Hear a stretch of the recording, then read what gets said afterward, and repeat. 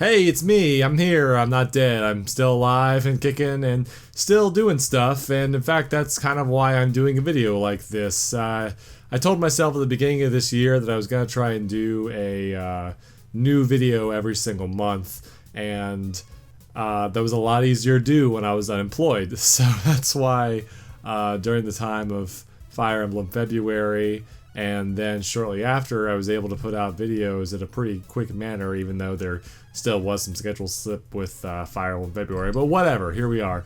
So quick update on what's going on in my life, if anybody cares. I got a job. Yay! I got a job, and that's what I've been doing for like the last 2 months, is working. Like, nonstop. I mean, like 12 to 13 hour days is what I've been doing. And I've been having a lot of fun with it. It's been good, but it's definitely been very tiring. Right now today, I'm actually filming this video after working a full day and then some. So it's but you know, I said I was gonna do it, and I said I was gonna do one every month, and we're getting close to the end of May, so here it is. So this video, in the time that I've been working, I've also still been playing a few video games. I haven't had time to make a full-length review, which is, you know, what I want to do with my videos most of the time. I want to make like a full scripted with editing and the whole shebang, but I just really haven't had time to do that lately. I'm gonna have time soon because this gig is coming to an end, so I'll have like a grace period before I start working on something else that I'll be able to kind of put some time in. So hopefully we'll be getting to some stuff soon. I'm excited because I'm working on, I'm scripting out a video, a couple of videos coming up that I'm really excited to do. I hope they're gonna be good. But anyway, as I was saying, in this time that I've been working, I still have been playing a few video games. So this video is basically just going to be me doing sort of a vlog style post where I talk about the games I've been playing, kind of like between April and May. This is like an April-May roundup. It's not something I'm going to do regularly. I'm mostly just doing it because this is the only kind of video I have time to make at the moment, and I really want to get back to making YouTube videos, so here I am. So I'm gonna cover 3 games. So I'm gonna cover 3 games. That's gonna be Dark Souls 3, Star Fox Zero, and Overwatch. I'm gonna put the links to the timestamps for the start of those little mini reviews down in the description of this video. So if for some reason you don't want to watch the whole thing, or you don't want to watch whatever I have to say on those particular video games, then, you know, skip right over them. Before I start, I would also like to say, though, thank you very much to everyone that has subscribed. Wow, like with Fire Emblem February out of the way and the Robotech video, which I don't think many people have actually watched that, but a lot of people have been watching the Path of Radiance video. Thank you to Reddit for especially, because you guys kind of kickstarted that, if any of you Redditors are watching this. We're up in like the 70 range of subscribers, which, you know, doesn't really seem like a whole lot, but when like compared to literally any big YouTube channel or anything else, but that's 70 plus people that like my content and want to watch it, and I'm touched. I'm honored. Like, thank you guys. Thank you so much. Tell your friends. Okay, so let's get this thing on the road. It's gonna be pretty relaxed. I'll try to keep it as entertaining as possible. Hopefully it won't be boring.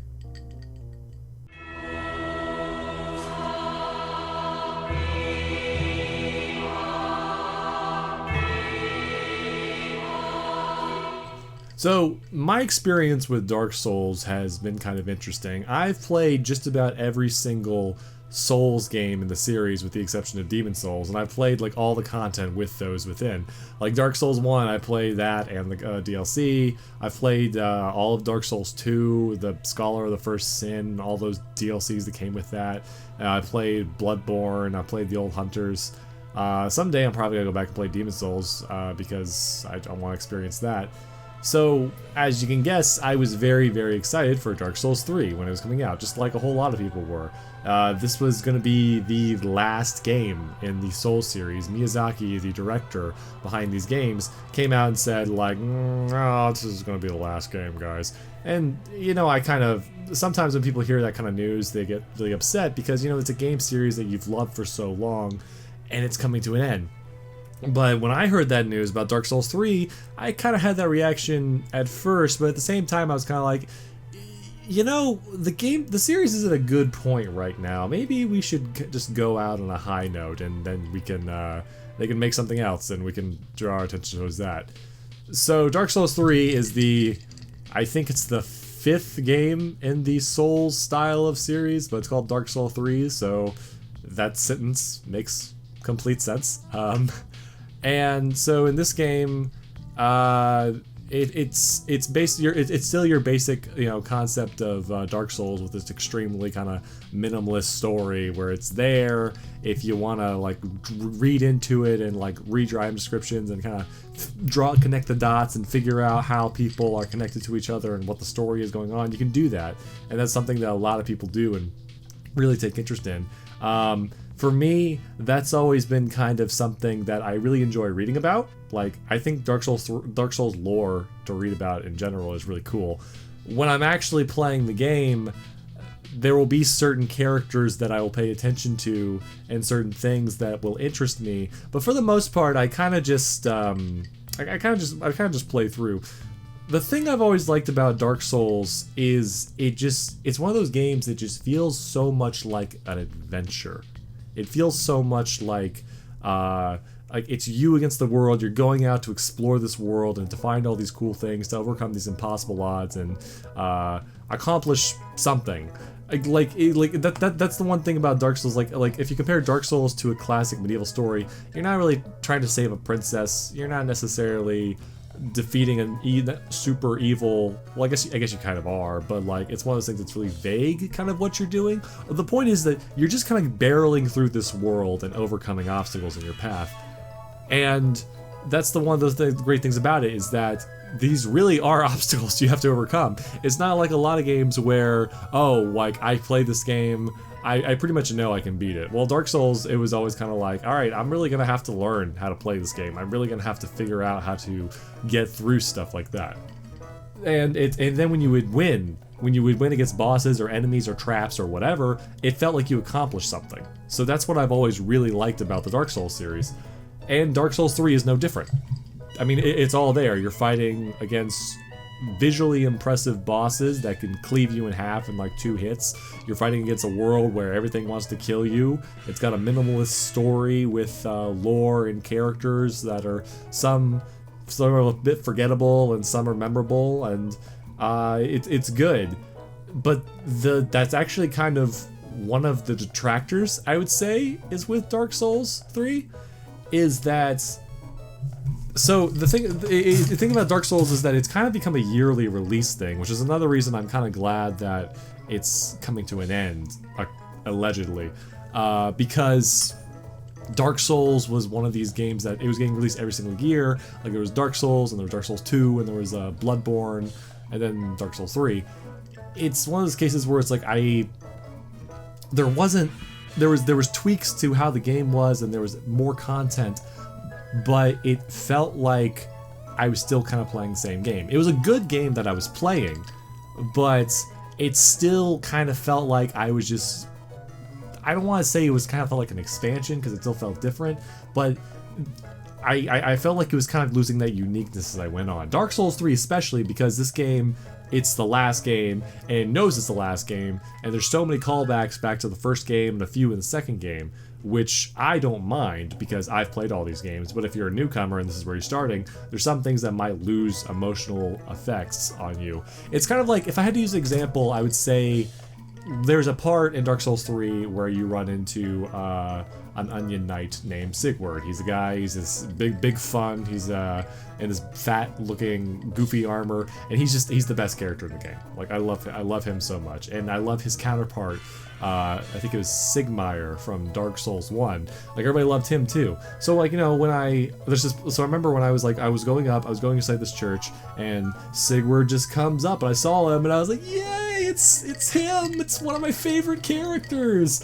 And then afterwards, like, when I kind of sat down and got away from it all, I was just kind of like, this is kind of just like, not just like, but this is very similar to, you know, Dark Souls 1. I was like, I don't mind, like, throwbacks and stuff like that, but I kind of would have also liked to get attached to new people, and there's a few new characters that I did like, too. Like, there's a thief named Grey Rat, who I got kind of attached to.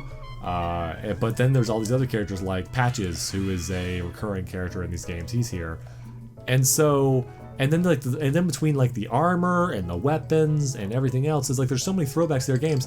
I appreciate that, like, Dark Souls 3 is like tying up all its game, and it's tying up the series.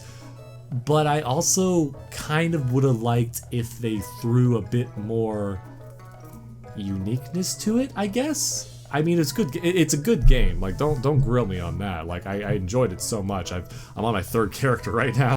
I guess I should also, while I'm talking about Dark Souls 3, I should go ahead and say that at the end of last year, I said in a video that I was going to Let's Play Dark Souls 3. Didn't happen.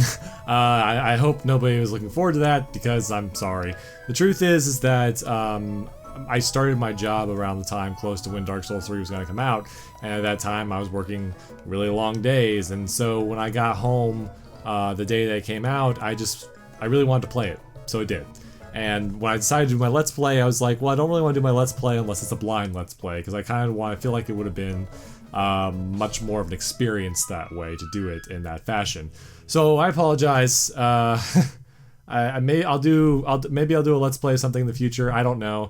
The truth is, I'm not super comfortable with the idea of Let's Playing in general, but you know, you never know. Not until I try it, right? So we'll see.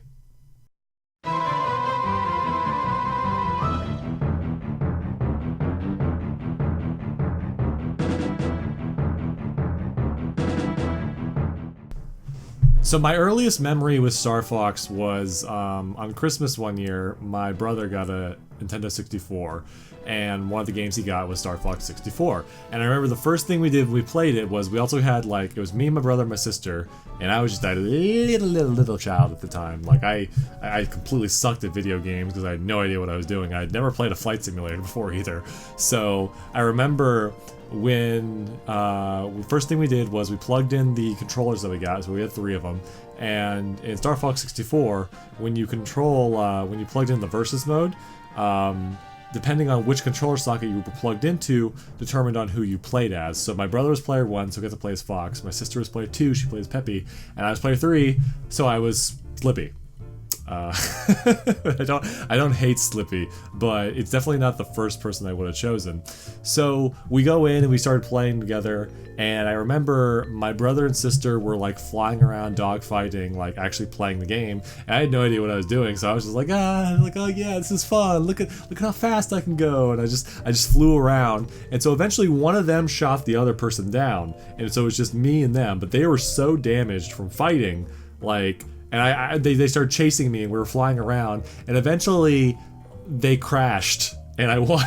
So the first victory in our household of Star Fox 64 went to me, and I didn't do anything. So Slippy won. But when I think back to Star Fox 64, other than just that, I think about how just great of a game it was, how fun it was, how much I loved it. And that was really the definitive Star Fox experience for a lot of people, not just myself.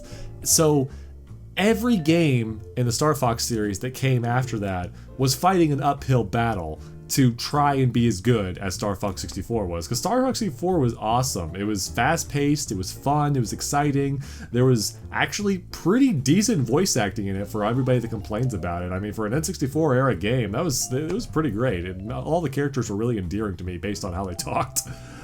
But it just, after that, it just seems like Star Fox really hasn't been able to meet the standards that 64 set for itself. I mean, the very next Star Fox game that came out was Star Fox Adventures, which didn't even start as a Star Fox game. It was some other game that Rare was making, and Nintendo was like, "No, you guys should make that Star Fox, and we'll pay for it." And so it became Star Fox Adventures, which personally I don't think it was a completely terrible game, but it was extremely mediocre, and especially as a Star Fox game, it was kind of eh.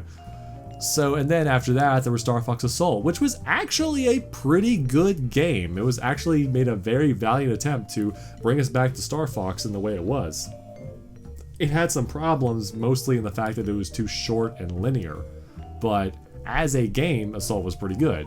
And then we had Command, which was... I didn't like Command. Flying with the stylus was really not cool. And then we had a remake of Star Fox 64 on 3DS. Everybody loved it. And so then for the longest time, we were wondering, when are we going to get another Star Fox? Like, when are we going to get a new Star Fox? When is it going to be like, we want another really great Star Fox?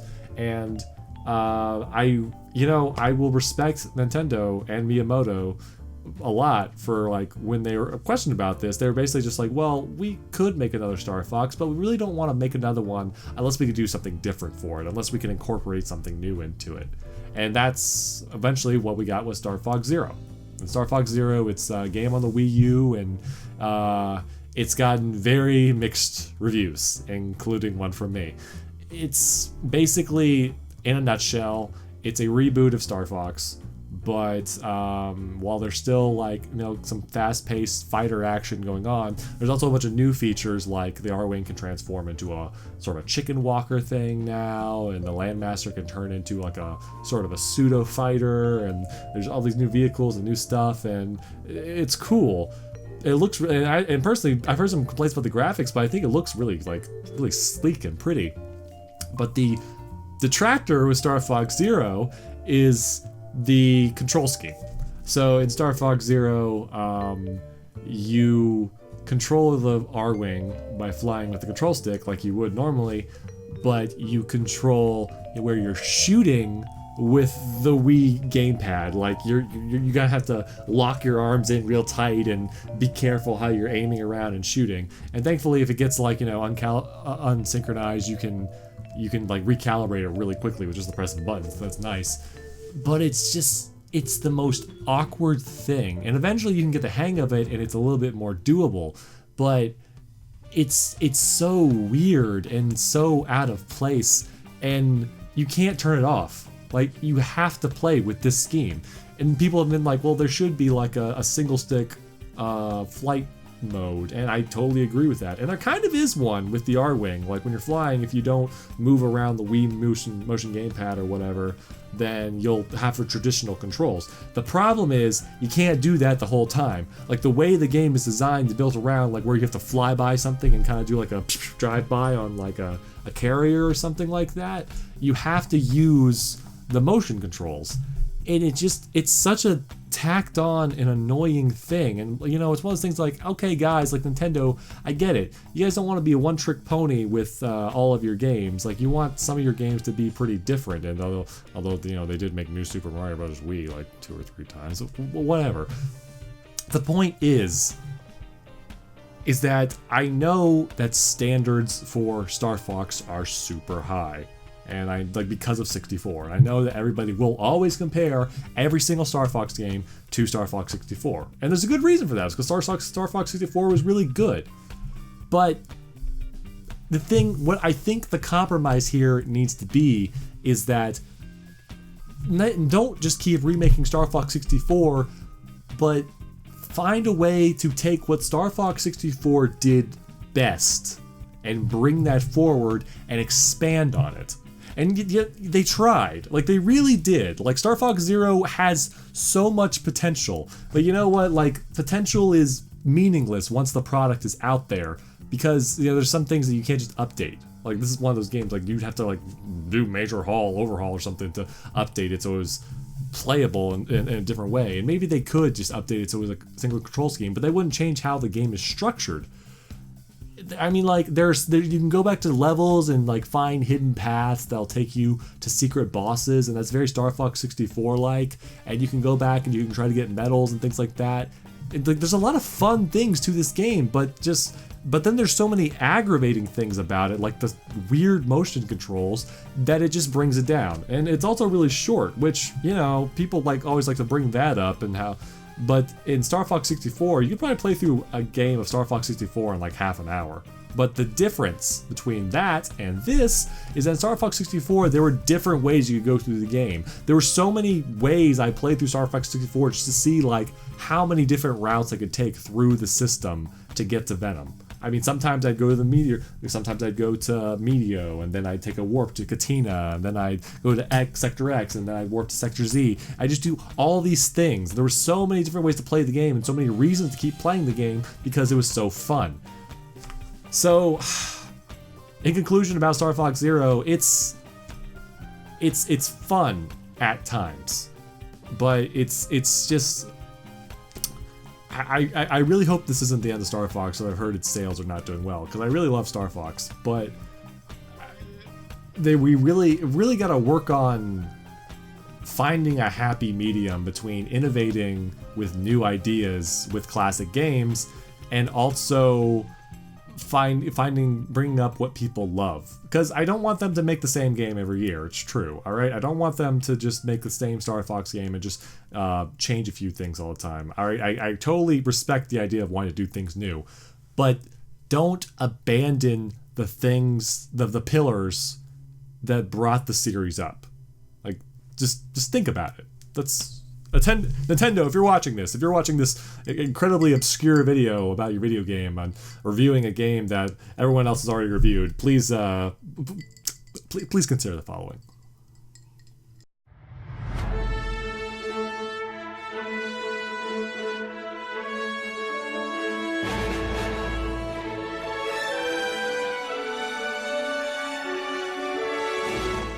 So at some point, Blizzard has been looking at other companies and being like, hey, League of Legends, we can do that with Heroes of the Storm. Hey, Team Fortress 2, well, we can make our own version of Team Fortress 2. And that's basically what happened with Overwatch. I mean, I'm not sure if that's actually what happened, but that's what it kind of seems like.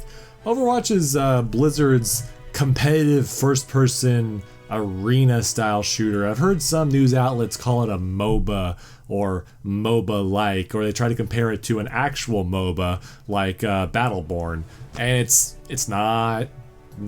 No, it's not.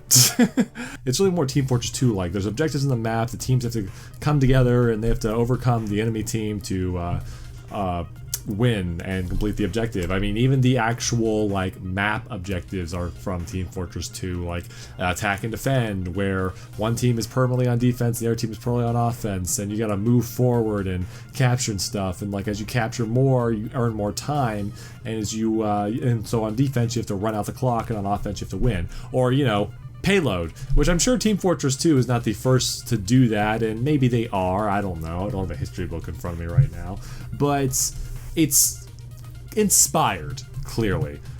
That does not make it bad. In fact, it is quite good. I missed out on getting into the closed beta for Overwatch a couple times, and then eventually, you know, open beta came along, and boom, I'm in. Along with everybody else on the planet. And Blizzard, I can accurately say, you know, my thoughts on the game, because Blizzard, I think, basically came forward and said that, yeah, the way the beta is pretty much how the game is going to be at launch. And I enjoy it. It's good. It's very fun. I like it because like there's a very wide variety of cast of characters. You get your offense, your defense, your tanks, and your support, and every character feels different. Like there's characters in like similar classes. Like offense characters are all about killing people really fast, defense characters are about holding objectives, tanks are about soaking up damage, support's about healing and buffing people, blah blah blah blah. But I never, during my entire time playing, there was never really a point where I was playing one character and I felt like I could play them exactly like another character. Like if I was playing a healer, if I was playing Mercy, who's like the angel Swedish or swish. Oh man, what country is that? European doctor angel woman who can heal people, like the medic. Basically, she's the medic from Team Fortress 2, except she's a woman and she can fly. And you know, she's got like the streaming healing gun, but then there's another healer named Lucio who's like straight out of Jet Set Radio, and he runs around and skates and can skate up on walls, and he can heal people just by being near them, and so he's more an aura effect. If you're playing as him, you just got to keep moving and shooting people and stuff like that. And that's just 2 examples. Like the rest of the game, all the other characters, they all feel unique and fun to me, and I really like that. And they're not the only game to do that, clearly, but it's still very refreshing. I also like how vibrant and colorful the game is. I mean, I know that a lot of games are kind of taking this approach now. It's not like how it was in the early 10s, where we had a lot of games that were kind of just gritty, gray, and brown. Like, I really like that more games are embracing this, let's have a really, like, bright world. Let's have a really, like, fun, a world that's really just nice to look at, and characters that are really like spunky and look really cool, and just really like creative, kind of Pixar like. And even on that note, in the same vein as kind of like Team Fortress 2, there's promotional videos which are just animated like movies for Overwatch. There's been as the making of this video, there have been, I think, 4. The one I liked the most was the one that dealt with one of my personal favorite characters, Genji, who is a cyborg ninja, so surprising no one, he's my favorite character because I'm a cool kid, I'm a cool edgelord.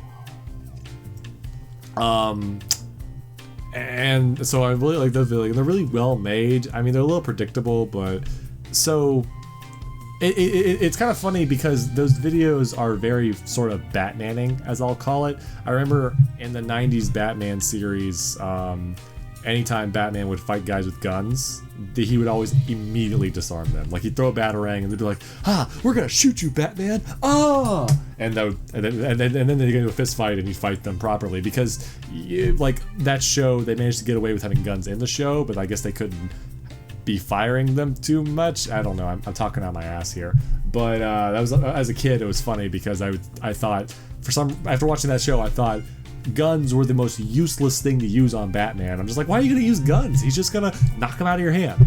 But I digress. The point is that the videos are very family friendly, which is kind of interesting when you consider other things Blizzard have worked on, like Diablo and StarCraft and even Warcraft for that matter.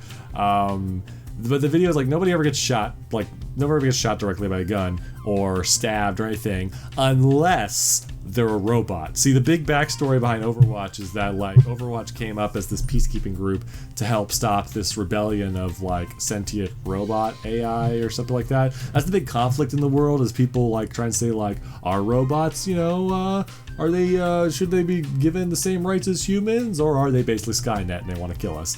But despite the fact one of the big themes is that like equality and having like, you know, the robots be treated the same as, you know, the human characters, and there's even playable characters that are robots like Zenyatta and Bastion. Despite that, it is always the robots who like get killed in these videos. It happens in Widowmaker's video, in Hanzo and Genji's video. The only person who gets shot directly by an arrow is a robot. Like this other guy, like he's like pulls out a phone and Hanzo like shoots his phone out of his hand and then, you know, beats him up. They subverted it with a new video with Soldier 76 where a guy is implied to get blown up. But then it's still didn't, like, you know, when he's fighting the other goons who are shooting at him with like AK-47s, he shoots them in their hands or something and like knocks the guns out of their hands. They're like, oh! And so it's just funny because it's like, it's kind of like what I said in my Fire Emblem Path of Radiance Radiant Dawn review. It was like, well, clearly like the message or the theme that they're trying to send here is equality and that robots and humans are equal, yet in all of these videos, it's just the robots who die. Like, it's like, so I guess they're expendable. But yeah, no, I'm enjoying it a lot. I think I'm not gonna really talk about balance issues that much because I don't really know much about the technical aspect of that. I will say that it is certainly easier to play as some characters than others. There are certainly certain characters that get the play of the game after each match more than most, I would say. Bastion. But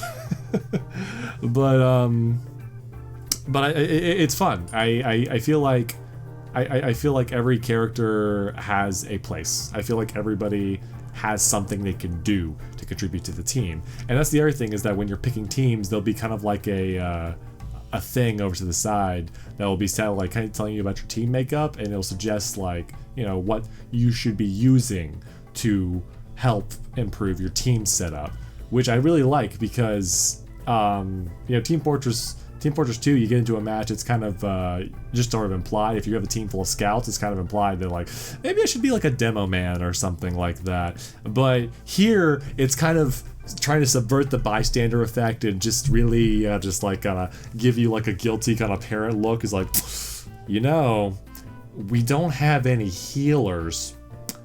It'd be really useful if somebody picked a healer. And so there's several times, like most of the time when I play these games, I usually pick like offense or something, because I am a very aggressive player, so that kind of fits my temperament better for that. But there's been several times where I've played support characters in this game and I got along just fine. You know, like I enjoyed it. Or like I played a tank. Like Reinhardt is one of my favorite characters too, even though I absolutely suck with him. He's not the type of character I would normally play, but I like using him. I like getting on objectives. I like protecting my teammates. And so that's the point, is that this game is bringing out a side of how I play multiplayer games that I don't normally play, and that's really freaking awesome. Downsides, I feel like I've kind of seen all the content at this point, and it's a little pricey for a game, a computer game like this in this day and age. Like, a lot of people thought it was kind of a little expensive. And truth be told, it's really about the same price as most, you know, AAA games that come out nowadays. And it's not even a computer game, it's getting a multi-console launch. It's going to be on the Xbox One and the PS4. I'm going to be playing it on the computer because that's why I played the beta, and I've gotten used to that, and I just kind of like that better. But you should get it wherever you want. So yeah, Overwatch, it's good. I hope they add more content quickly, because at the moment, I just feel like I've seen all the maps. Like, they're fun to play on, all of them, but well, not all of them. Some of them are a little bit harder than others. But like I said, I won't go terribly into that. It's not a huge flaw, but yeah, I hope they make good on their word to update and at a steady pace. So yeah. Well, anyway, so that was this video. I'm going to get back to making regular reviews soon. I hope you enjoyed me rambling on like an idiot. I'm sorry if I didn't express my views in a concise way. Like I've said before, I'm not good at sort of improv thinking and stuff like that. Like, I really have to script things out. I enjoy doing this, and that's why I want to get back to doing it as soon as I can. Work is just exhausting right now, but it's fun. I'm having a good time. I can't really talk about it, but it's yeah. So thank you. There'll be some more Tall Fox later. So have a good night.